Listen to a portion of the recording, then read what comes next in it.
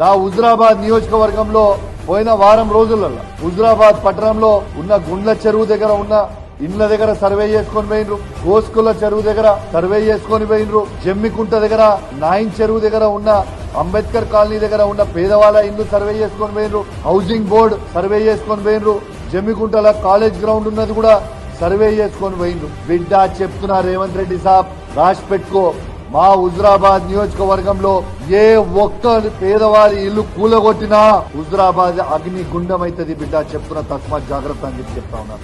నేను అధికారులను కూడా హెచ్చరిస్తా ఉన్నాను, మీరు రేవంత్ రెడ్డి చెప్పిండని చెప్పి వీడికి వచ్చి నా హుజురాబాద్ నియోజకవర్గంలో ఏ ఒక్క పేదవాని ఇల్లు కూలగొడితే నేను మీకు చెప్తున్నా, ఒక్కరు కూడా గల్లీ నుంచి బయటికి పోరు, రాసి పెట్టుకోండి. మిమ్మల్ని ఏ పోలీసోడు కాపాలని లేడు, ఏది కూడా ఆ బుల్డోజర్ బయటికి పోదు, ఎవ్వరు కూడా బయటికి పోరు. మా హుజురాబాద్ నియోజకవర్గంలో ఏ పేదవాని ఇల్లు ముట్టినా అగ్ని గుండం అవుతుంది, తస్మాత్ జాగ్రత్త అని చెప్పి చెప్తా, హెచ్చరిస్తా ఉన్నాను.